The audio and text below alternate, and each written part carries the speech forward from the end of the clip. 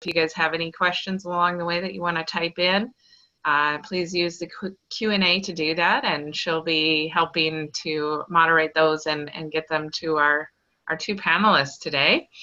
Today we're privileged to have two teachers who got started with Outschool at very different times in Outschool's existence. So Jessika O'Sullivan was one of the earliest teachers, and then Corey started about a year ago, and both of them have found success here in Outschool, and so we thought we would just talk to them about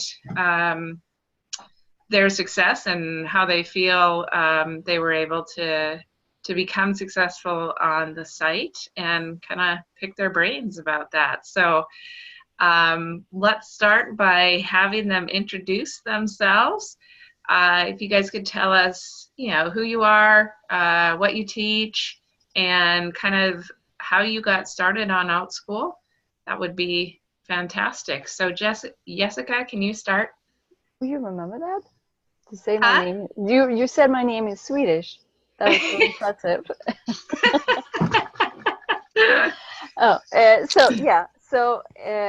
Well, I pronounce my name Jessika, and that's what I say to all my students too, since I'm an immigrant from Sweden, and that's what people called me for, well, the most part of my life.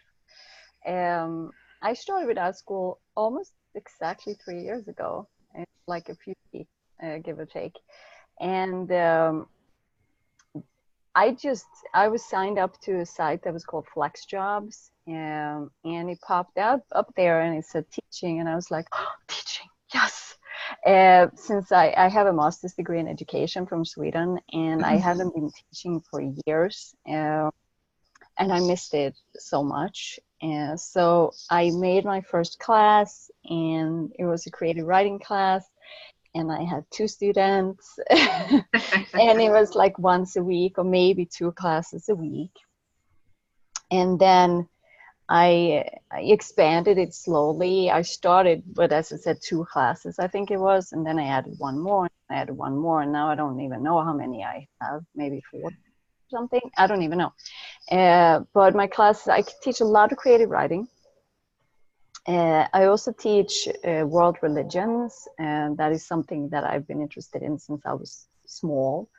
I also teach book clubs for beginner readers with Elephant and Piggy and Pigeon books, for example, which is so much fun. I also teach things like that comes from my cultural background. I teach Nordic folklore, Nordic Christmas, Midsummer, and things like that, things that I grew up with. I also teach photography, or creative photography, not the mechanics of a camera, but more how to take a good picture. What else? I teach history, geography, Holocaust and democracy classes, which I love to do. My grandfather was actually arrested by the Gestapo in 1939, but he was a Swedish citizen, so they let him go.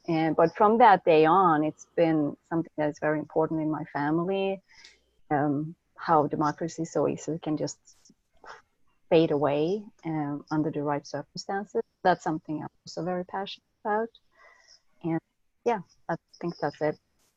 That's a pretty diverse lineup of classes. Yes, well, I am wide like that. I have a lot of passions and interests. All right, so Ben, could you introduce yourself as well? Yeah, I'm Ben Corey, and prior to teaching with Outschool, I was a public classroom teacher for high school and middle school sciences, first in the Atlanta area, and then in the San Francisco Unified School District. And then after about 8 years doing that, I wanted a change in life. So I ended up leaving San Francisco. We got rid of all of our stuff, and my partner and I moved to Mexico for about 1.5 years. And while we were there, I had initially started, like a lot of Outschool teachers, teaching for VIP Kid, which is an online English learning service. And although that is super fun, it's also definitely in the middle of the night. And it was great in terms of like giving me a lot of online pedagogical skills, since those are kind of different than in the physical classroom. You know, how do you create an atmosphere through a camera and that kind of thing.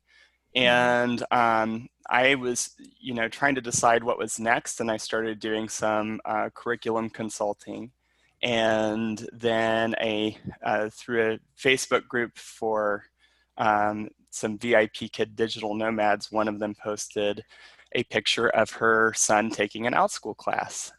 And I said, oh, online teaching. Oh, and you can offer whatever you want. And so I very quickly called, had my interview, got set up, and I taught my first class on February 8th, 2018 in Mexico City. And it was a class where we built a DNA model out of candy. And then from there, I started taking some of my favorite lessons from my classroom career and turning those into one-time classes. And then from there, I got a lot of requests to do semester-length biology classes. And so I set one up and put 24, it was going to be 24 meetings long. And I put that thing into my schedule in the summer, and I was like, all right, let's have these enrollments come in.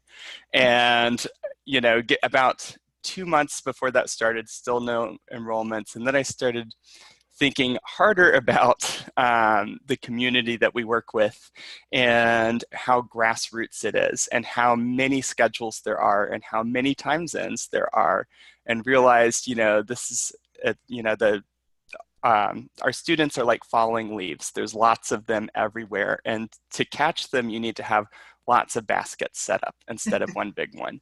And so I took my biology curriculum and I broke it into 11 classes. And these 11 classes meet 4 times each. And so I've set that up as my core biology curriculum. And I've continued to develop a lot of one-time classes as well to supplement those and flesh out some of the core biology concepts. And so now I have a blend of what I call my core classes, generally Monday through Thursday, with my elective classes, my one-time classes sprinkled in throughout there. And it's kept me really busy. And it's just been really, really awesome to like find my groove and make a lot of connections with a lot of families, especially as I see the same faces every day, and but in, you know, drastically different subjects. It's super fun, especially, you know, and like, for example, when you have some, I have some twins and I see one of them come super alive during an evolution class, and then I see the other one come alive during a genetics class, and it's just really, really cool to watch that happen. And so I quit the curriculum consulting as soon as the contracts ended there, because I like delivery. So I like to actually, you know, get to see what I've built in action, and Outschool's given me a great opportunity to do that. Cool. I like the analogy of the kids being leaves and needing baskets. That's a good analogy. I also like the you know, talking about how you get to know these kids. That was one of my concerns being online, is that you wouldn't have that same relationship, but those kids keep coming back, and, you know, you do get to know them and their families, which is a lot of fun as well. So you both kind of touched on how you got started with Outschool. How long did it take to get enrollments, and did you have to make, you know, any adjustments or anything like that to kind of get off the ground? Well, Jessika, go ahead.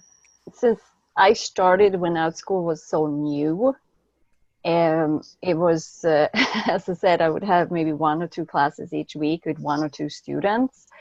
Some of them I still see, which is amazing. 3 years later, they come back, and I'm so honored by that.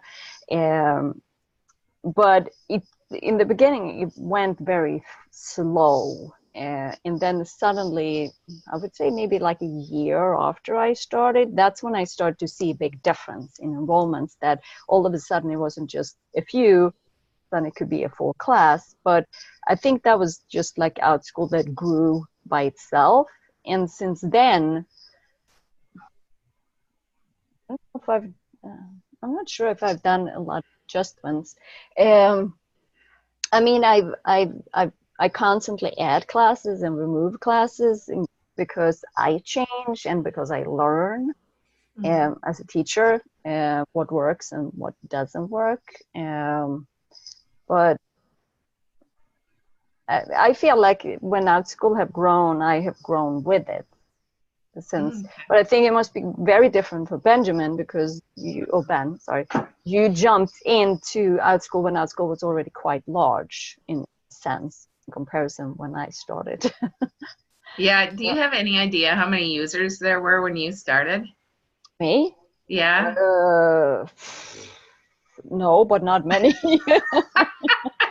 Very, very, very, very, very, very few. Yeah. Because it was interesting too, because I saw the same kids again and again and again, sort of. Oh, yeah.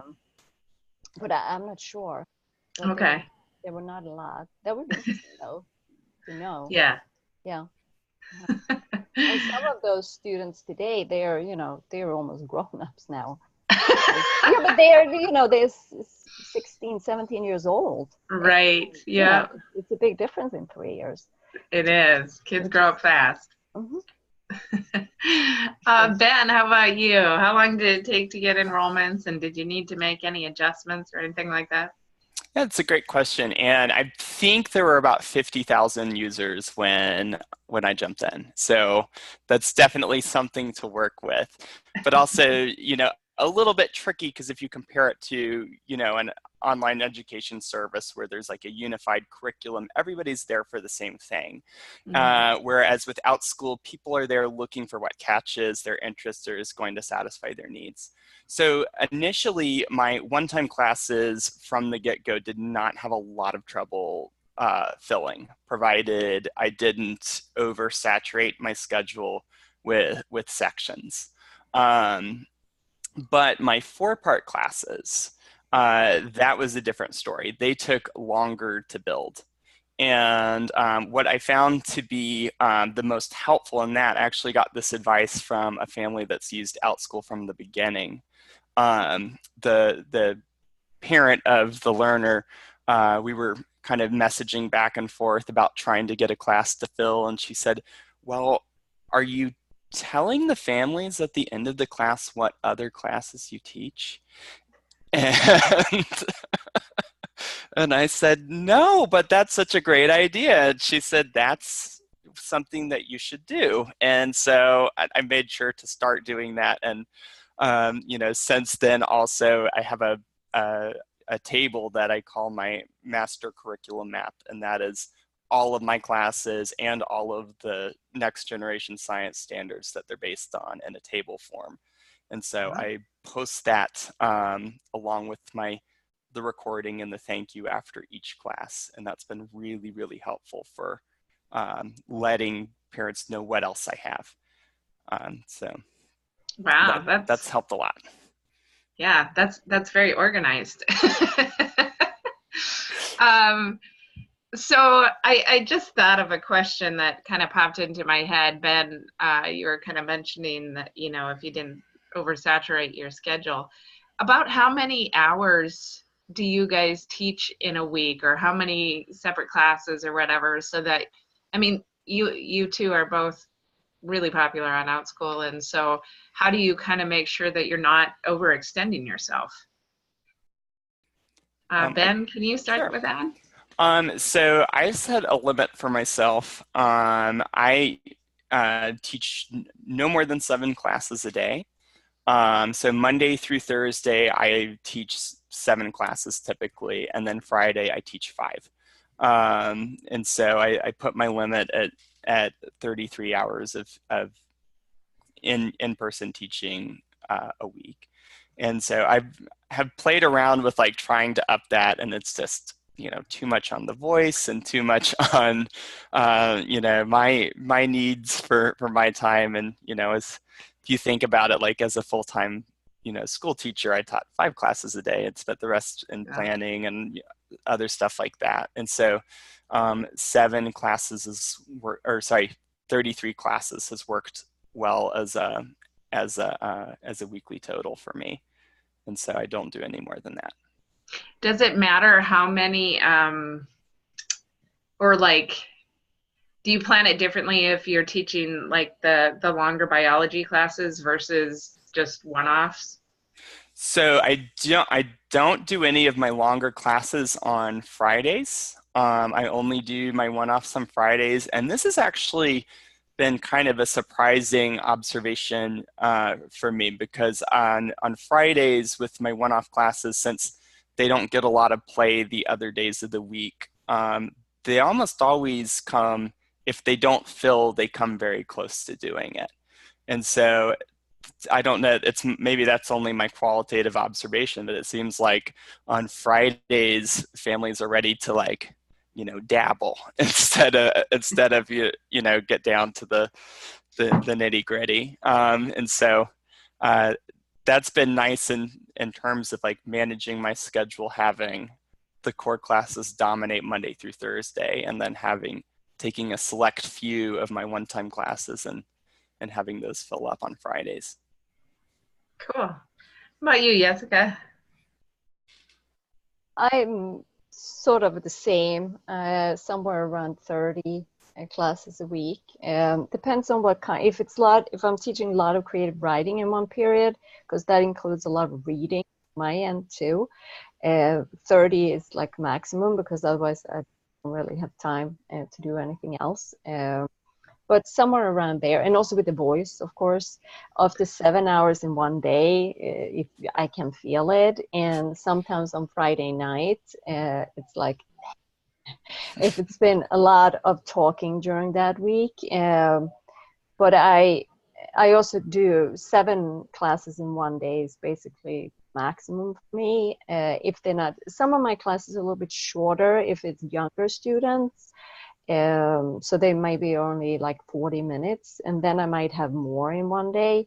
But it makes it hard to because when I teach, I see each class as I give my all for that 40 minutes or 60 minutes. And after doing that 7 hours, you don't have a lot left in the end of the day. That's how I feel. But so somewhere around 30 is my max too. Okay. Give or take on both ends. Awesome. Well, thank you. In terms of questions, those of you in the audience, if you want to ask any questions, feel free to type them in. There says 2 down there on questions and answers. Yep. So we have one who is wondering if Ben, wait. It would be great if you could pin resources like Ben talked about to our profiles, so we don't have to post them over and over to the classroom. Ooh, that's a good suggestion. Yeah. I asked for that before. I do the veterans teaching improving together class, and a lot of times people ask, you know, when are you going to do this, or when are you going to do that? I'm like, it's on the list. I'd be so scared to see how long that list is at this point. That's not short. All right. How about, like, you've both talked about one-off classes and semester-long classes. Do you guys, either of you, do flex or ongoing classes? I tried flex and I did not care for it. Just my personal teaching style is so conversational, and so I ask so many questions, and it's not just to, you know, like keep the kids talking. It's so I can ongoingly evaluate where they are and what they're taking in and what they're thinking. And I just can't do that with the flex format. And so I tried one and I ended up delisting it because I did not like the way it worked out. And I didn't like that I couldn't ensure that there was participation either. So now my what's the word for it? It's completely gone from my head. My compromise is, and save my profile. I don't have flex classes, but if you want to take one of my classes and just watch the recorded version and use my handouts, you can do it that way. And I have had quite a few students do that. Okay. Jessika, how about you? I did one flex. Well, I have a few flex classes. But most of the time I schedule them over the summer because people might not. It's more like, for example, creative writing, where you get some specific thing you're supposed to write about each week, because maybe you don't have a schedule where you want to come and sit for an hour every week, but you can write and then you send it to me and I give you feedback. Those kind of flex classes I do. And this summer I also have something that I call Explorers it's also a flex class for 10 weeks, where every week the students get a little assignment or so to do. And it can be anything. It can be like finding 10 green things, because this is from 7 to 11 years old, I think. And then they all make a little video and they post it in the classroom or send it to me to show that they did what they were supposed to do, or maybe like read a ghost story and give a review or something like that. But during the like fall and spring, I don't do as many flex classes because, just like Ben said, I like to interact and I like to talk to my students. And I mean, if I teach world religion or creative writing, it's a lot about discussion, Mm-hmm. emotions and expressions and things like that.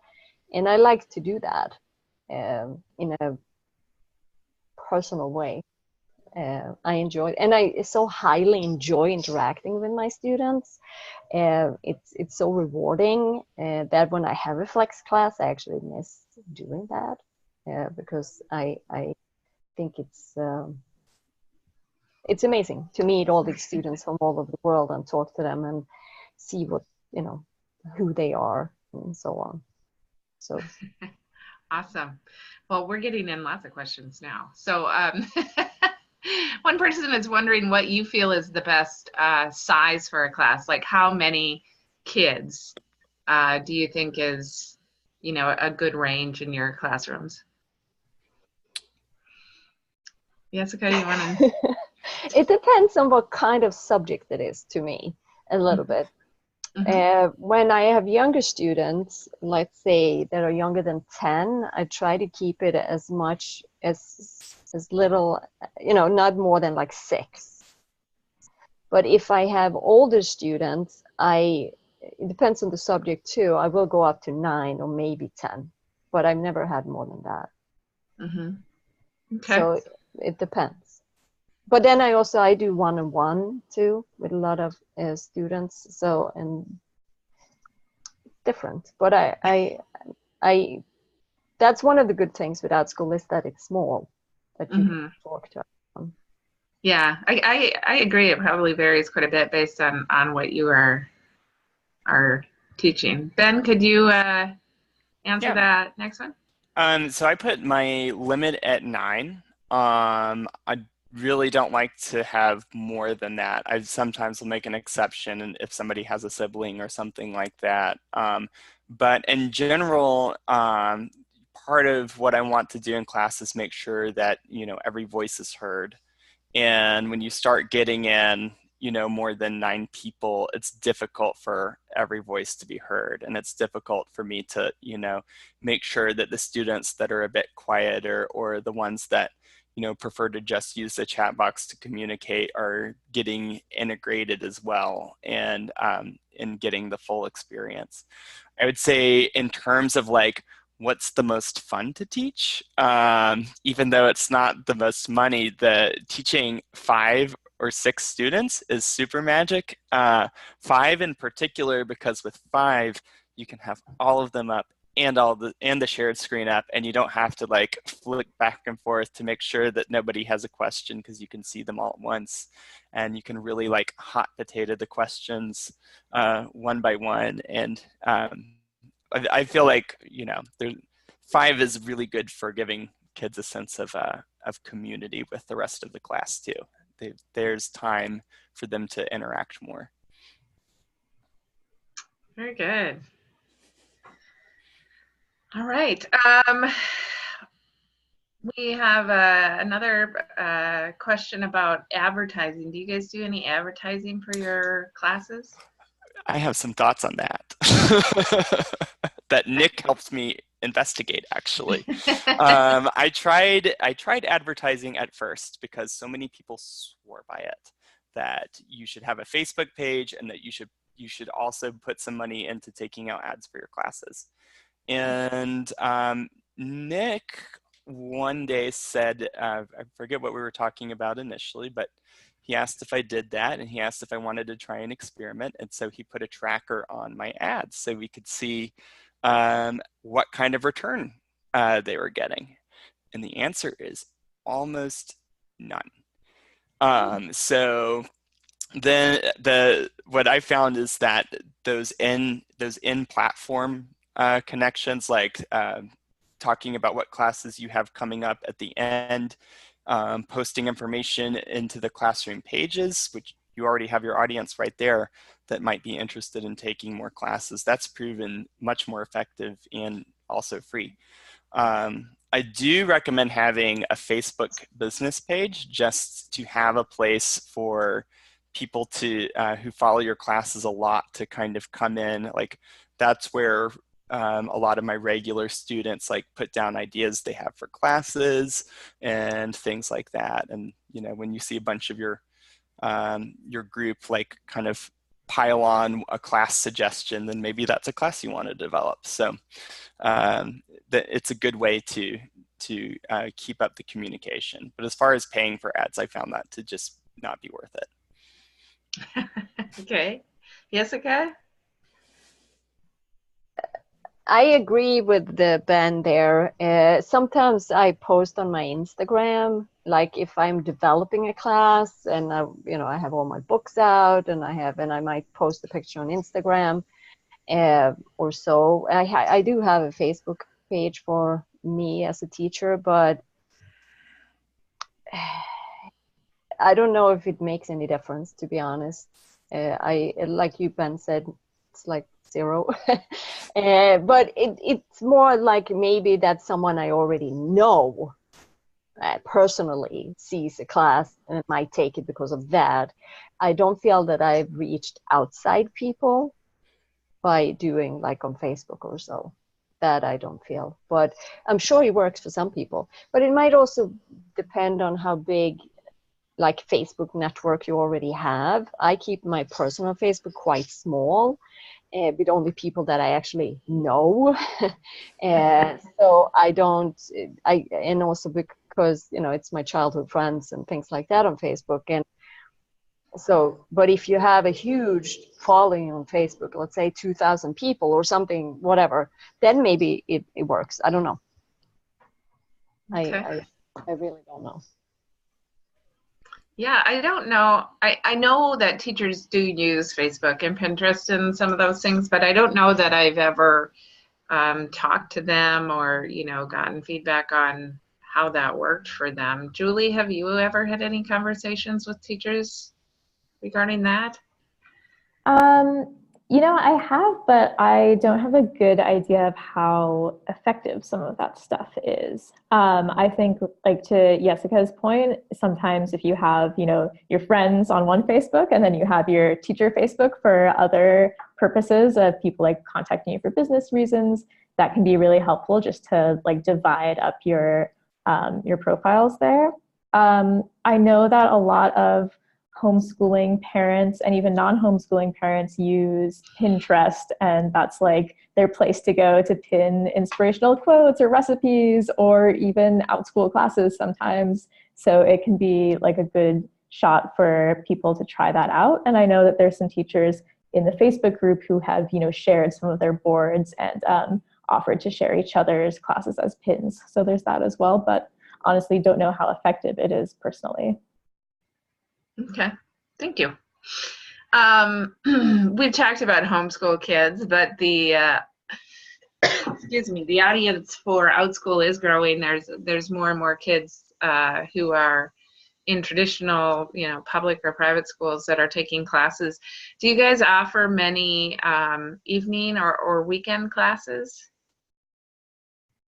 I do. I like to keep my schedule like the 9 to 5. But in the last hour, whatever I tend to offer there, I have been getting a lot of kids in public schools that are taking it as supplement or as, very, very affordable tutoring. And I really, really love that. That's like my feels like my home turf coming to visit. And so, and then along with the international students as well, it's just not I'd say the stereotype that we teach only homeschool kids is becoming less and less true every day, and that's a great thing. I saw the comment about summer classes too, and I'm hoping that means that summer's going to be not quite a lull this year because we do have a much broader base than we used to have. Nice. And Jessika, how about you? Do you teach any in the evening or weekends? Well, weekends not as much, but I try to, since my son is in public school, I sort of have my schedule around his hours a little bit. So I pick him up at around 3 o'clock. So I normally have an extra class in the evening to sort of make up for that hour or so when I pick him up. And I highly enjoy when I get to New Zealand and Australia, for example, in my classes. And I get requests and they're like, please, can you please do this in Sydney time or something like that. And sometimes I can't because I'm early to bed and early up. So I can't really teach like 9 o'clock at night. I guess I could, but I wouldn't be too good at it. So the last class I have normally ends at 7:30. Okay. But not every night. And then sometimes I have a very, very popular class about Nordic folklore that it doesn't really matter when I schedule that because it's always full. So like once a month I schedule it on the weekends for people who can't do it otherwise. And they always fill up. So so that I do, but otherwise I normally don't. I should say that because I've always also done public school one-on-one creative writing. People who are in public school creative writing one-on-one on the weekends because that's their only chance, sort of. Right. But that's just like an hour on Sunday morning or something like that, and that works for me. Sorry, go ahead. Go ahead. It's about your own schedule too, what works for you. So as I said, I have my own child, so I sort of work a little bit around him. So, I can do an hour on Sunday morning. That's fine. Okay, great. Another question from the audience. Between the ongoing multi-week one-off classes, flex classes, which do you guys find gets the most enrollments? Or the most traction? Ben, I'll let you start. So that's a tricky question because and I guess this is some advice to everybody starting with Outschool. If you're looking to draw a strong correlation for anything, don't do that because it all it's like I said, falling leaves, and they can blow in any direction. But I will say that right now, from September on, my multi-week classes, my 4-part classes, have been very popular.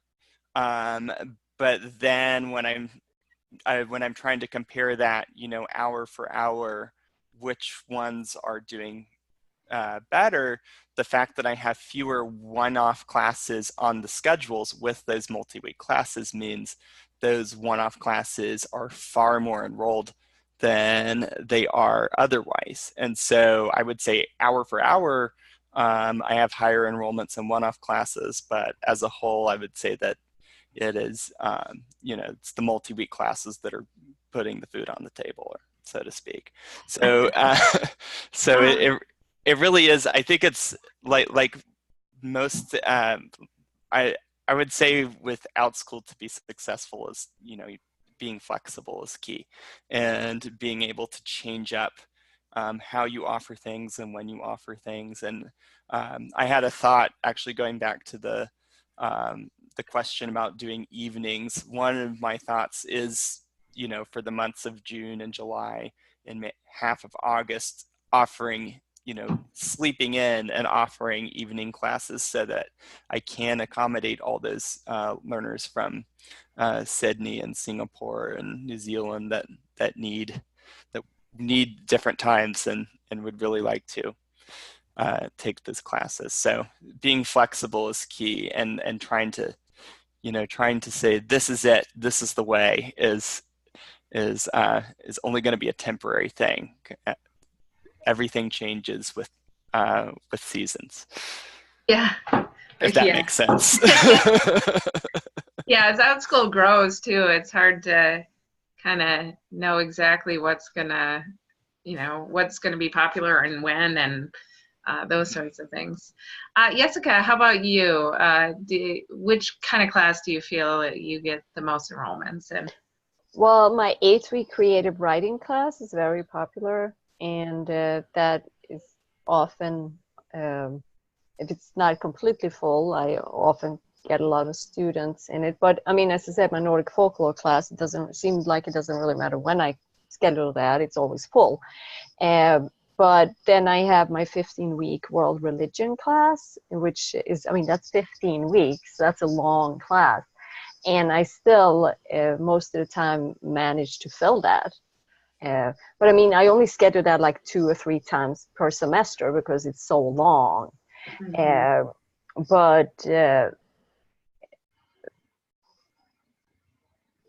I don't know. I only do one hour class, so it's hard for me to say. Otherwise, it's like 2 hours is my shortest. But that's the Nordic folklore.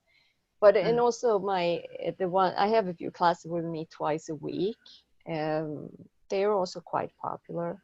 So it depends, I think. So have you found that offering them once a week versus multiple times a week has an impact? Do you know, like, do people prefer once a week or twice a week, or have you had any indication? Somebody did a poll in the parent Facebook group a long time ago about what they preferred, and there was sort of an overwhelming once a week because their schedules are so busy, which I think goes with the whole flexibility thing. And I wanted to add on to the which classes get the most enrollments, and I would have to say, like, rather than this kind of class or that kind of class, the classes that get the most enrollments are the ones that you have built up the most, no matter how long they are. The classes that you have built a very big review base for are going to fill more, whether they're a 1-part class or whether they're a 15-week class. So really it's about where you've had the most success building up particular classes. Those ones are going to get more enrollments, and those ones are going to be the ones that you're going to be able to offer more and still fill. Yeah. Nice, thank you. We have a question that is maybe a little bit sensitive, and I don't expect you to answer it completely, but one person's wondering about like how much money you can make on Outschool. Can you give an answer? You know, you don't have to tell us how much money you made last year or anything, but if you can give an answer that might give them an idea of what is possible. And of course, everybody's different, and so it depends on the amount of time you want to teach and the topics and stuff like that. But would either of you be willing to do that? I can give a ballpark. I won't give an exact number, but I can say that in my 8th year as a public school teacher in the San Francisco Unified Public School District, I am certainly going to far exceed my salary that I made doing that job. So, you know, which says a little bit about how much public school teachers are being paid at the moment, but it also, you know, you can definitely make a living on easily with you know, enough work and building up enough of a class library and student base. Ben, how long do you think it took you to get to that point where you were making a decent income? So it's kind of hard to say that too, because I was spending half of my time doing consulting work Okay. for the first 6 months. But once the last of the consulting work ended and I could focus all on Outschool and fill my schedule just with Outschool, and making a lot more money doing just Outschool rather than doing Outschool and the consulting work. And so really it was just a matter of me putting my time into it and, like, you know, getting rid of the distractions and being able to fill up my schedule and work my way through it. Okay. And Jessika, I know your answer would be a little bit different just based on a timeline. Well, to make a living, well, yeah, that's a good. I remember when I got my first payout, and I think it was like $120. Then 3 years ago, and I was like, wow! Even so, because it was so amazing. But to give, I mean, I would say in my best month, when I make them, because it varies from month to month. We have to remember that too. That my best months, January and September, most of it. That's when I get a lot of enrollments for the longer classes. Right. For example, so but then, like, for example, in August, I normally go to Sweden to visit my family. So then maybe I only, you know, maybe I make $500 that month. You know, and then another month I can make much more, because it depends, just like Ben said, how many hours do you put in, how much work do you actually do, because you have to think about it, that this is not a job that you go to, you know, from 8 to 4 or 8 to 5, and you are there and you get paid. You sell a product almost. That's how you are. You have to, if you don't sell it, no one is going to buy it.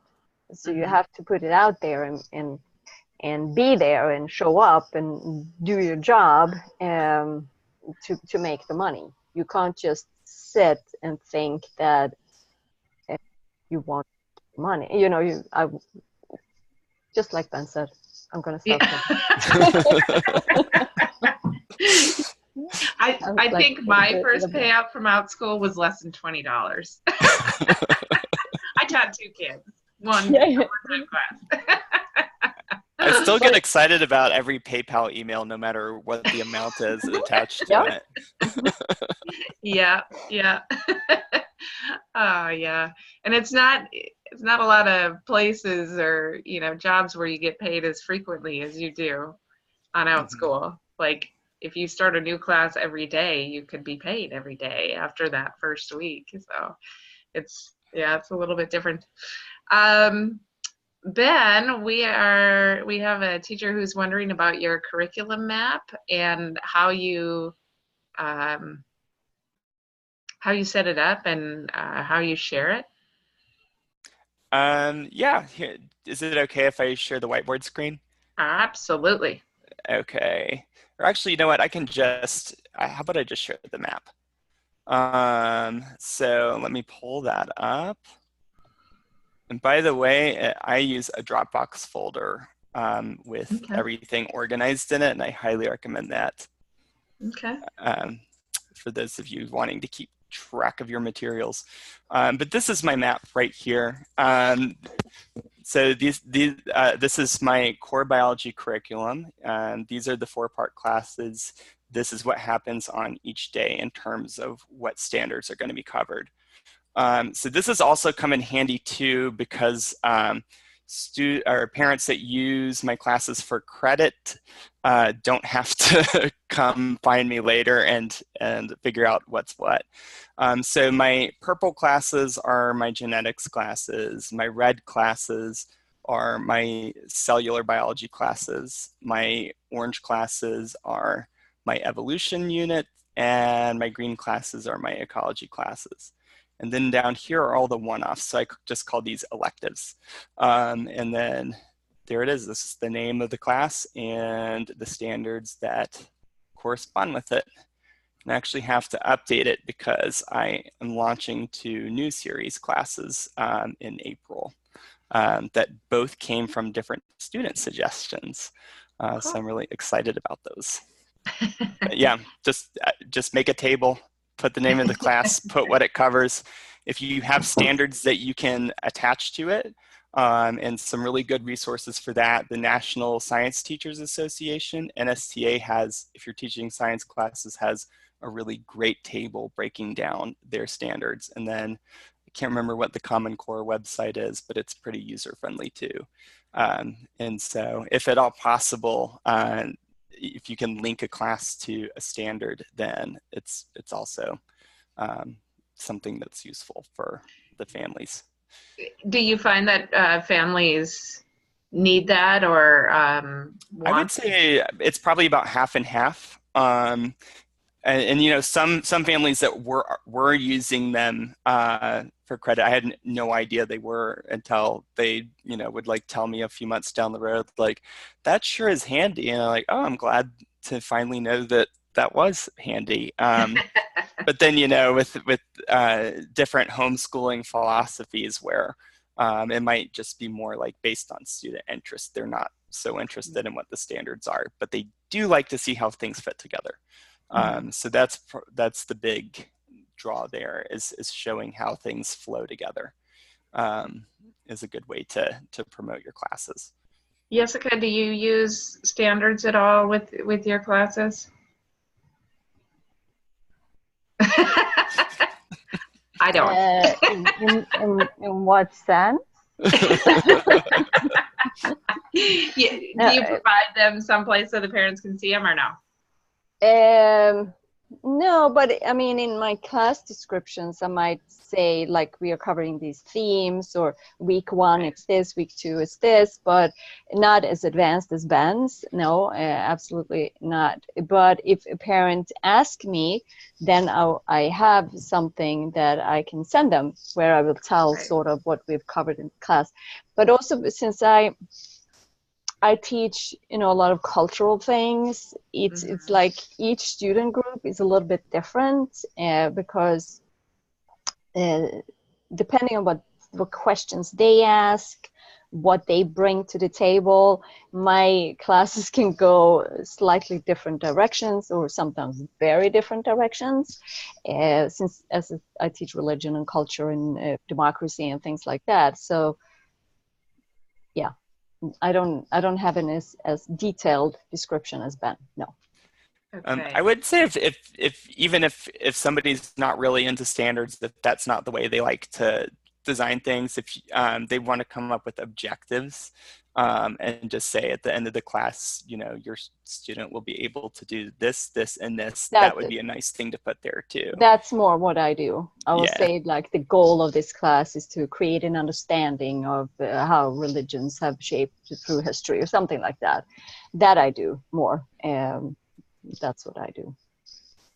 Okay. We are getting close to the end here, but we got a lot of questions. So I'll do my best to get us through them.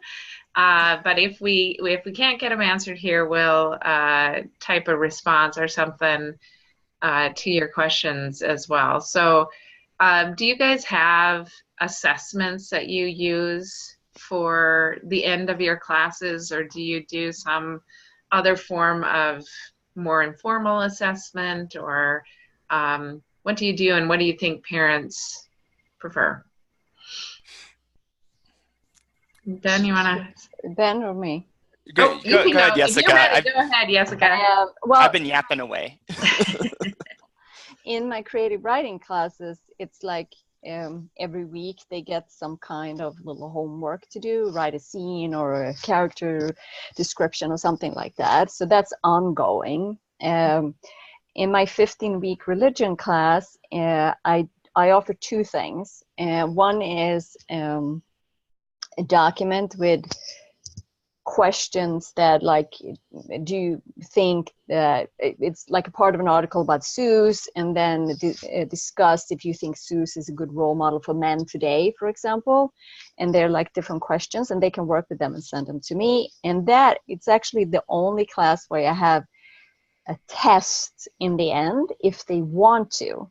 And I've had 3 students who take it, and then they come into the classroom. I share the questions on I screen share the questions, and then they have to post the questions directly into the classroom. And when I see that they've written all the answers, and then they can leave.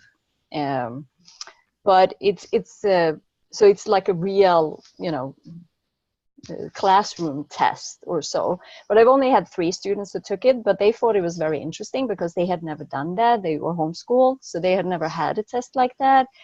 And they thought it was an interesting experience to do that. But otherwise, in my 6 continents class, for example, they have the option to do a research project throughout the class. And then they create a Google Doc document, invite me to edit, and I will help them, like give feedback on how to do the research and things like that. But yeah, that's sort of it. But if sometimes a parent will ask for some kind of, test or whatever you want, essay or something, and then I can always create it and give it to them, and then they can send it back. But then it's always, you never know if anything will show up, and that's just the way it is. Some students, I had one student who wrote this amazing comparison of desert cultures all over the world, and it was amazing. And then, but most students, they just sort of disappear after the class, and they don't hand in anything. But some do, and they are amazing when they do it. Yep. So that was me. Ben? So I do a lot of informal assessment just through really targeted questioning, and I build those questions as we go. I often have students explain things back to me, or I will show them something that I haven't fully explained, but I know that they have the tools so far to like predict what happens next. So it's a lot of informal assessment.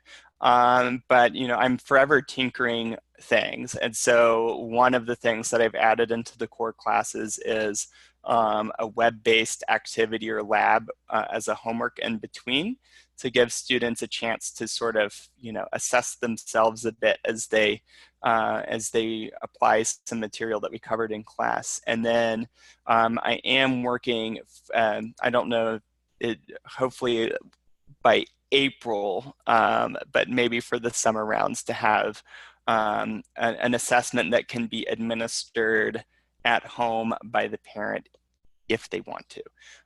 Because I've asked different parents about assessments and what they would like to see in assessments, and that's another example of the falling leaves.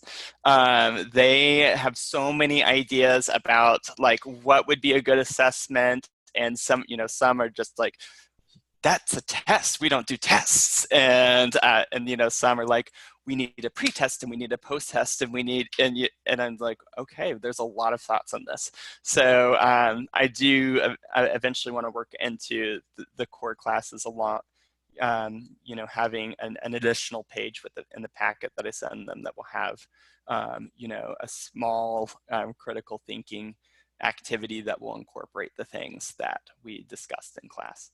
Yeah, assessment is definitely something that's on my mind a lot, and how to deliver it in this unique format and in the unique way that I deliver my classes is something that, I'm constantly working on. I always do that.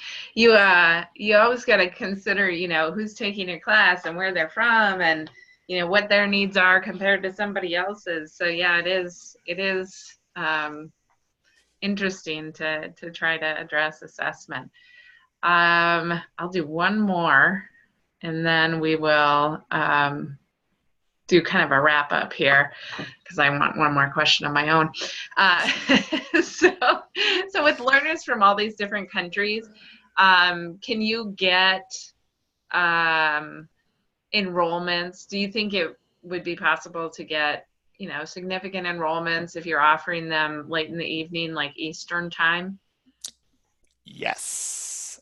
Yes. If you offer them late in the evening Eastern time, you will catch the evening crowd Pacific time at the very least. I mean, taking advantage of the different time zones is a very doable thing.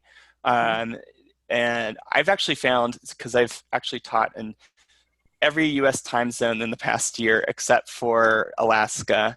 And I have to say that Central time is definitely the sweet spot in terms of like catching people from most places in the US. But definitely if you put things out, especially if you put sections out consistently in specific time zones, then you'll get learners. And I think it's very rare that I teach any class where there's not an international student at this point.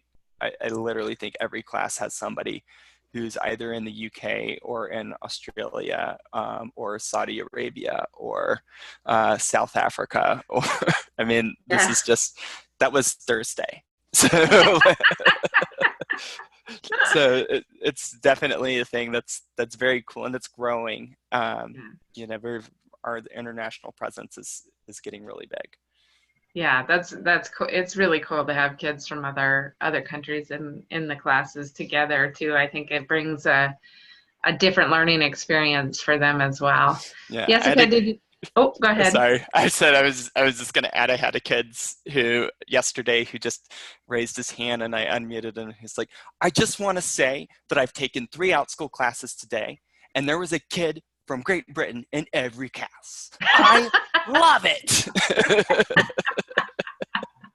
That is awesome. Jessika, did you have anything to add to that? No, but it's, as I said, if you schedule your classes a little bit later on Eastern time, you will catch you might even catch, New Zealand the next day. Right. In the morning, their morning, which it was so much fun when I taught my 6 continents class and came to Australia, and one of my students were from Australia, and she could tell us all about Australia in a completely different way than I can. And Right. That was just awesome. And when she told us about how dangerous kangaroos are and things like that, it was amazing.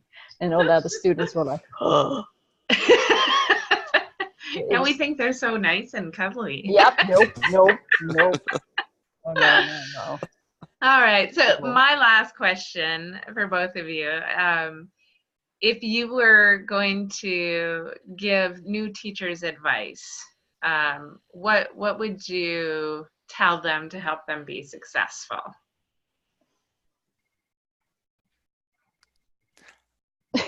I would say don't give up.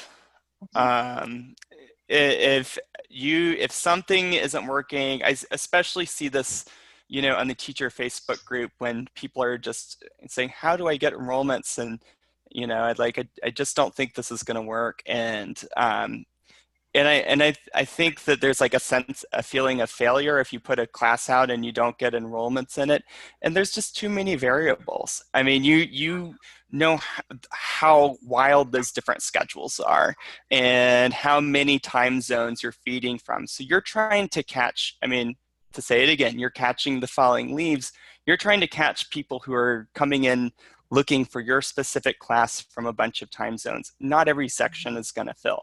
And you might be surprised if you open that same class like the next day at the same time, and then it fills entirely up. And as your review base for that class grows, then you have lots more people signing up for it. So I would say don't give up, keep trying things, stay flexible, because it's very, very doable. And like Jessika said, like no one's gonna build it for you. If you don't put it out there, people aren't gonna sign up for it. So it takes a lot of, you know, like just determination, but it's very possible. It's very doable. Jessika, how about you? Well, everything that Ben said, and then find the thing that you are really passionate about. Because if you teach something that you love and that you feel strongly about, no matter what it is, that will shine through and that will capture people. And also remember that since we have students from all over the world and lots of different kinds of students, then you have to remember to meet them where they are and not try to make them fit into some kind of box that you have or think of how the world is supposed to be. And that I had a moment a couple of weeks ago in one of my classes, and it was, a couple of students were sick, so there were only 3 of them that showed up. And all of a sudden I realized I was just sitting there, I didn't say anything, and they had this wildest discussion about climate change in between them. And I just sat there, and I was like, it was beautiful. But you know, then in another class, you can ask 1,000 questions and nothing happens. You have to be very you have to go with the flow in the class. Mm-hmm. And sometimes, I mean, it can be frustrating too, but patience and passion. And one thing that I've learned is that, you know, to break the ice, like I keep my Harry Potter figures around. Because if there is a class that is that won't talk or anything, I will ask them, you know, what do you like? And they will say, and then it's like, well, I'm a big Harry Potter fan, I will say. And then all of a sudden it's like, oh, me too, and me too. So it's always good to know what kids that age like. And maybe you can find that common ground with them.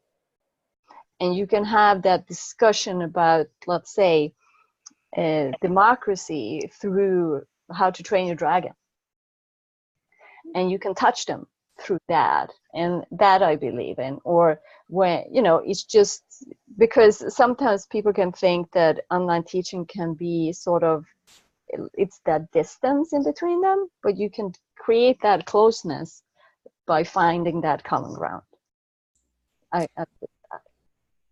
Oh, awesome. Very good. You guys have great advice, and I really appreciate all the insights that you shared with us today. You had some very good pieces of advice, and I wish we could keep this going for another couple hours. I really enjoyed talking to you too, and it was great. Getting to pick your brain and everything. So thank you very much for joining us, and thank you everybody out there for joining us. If you have any other requests for webinars,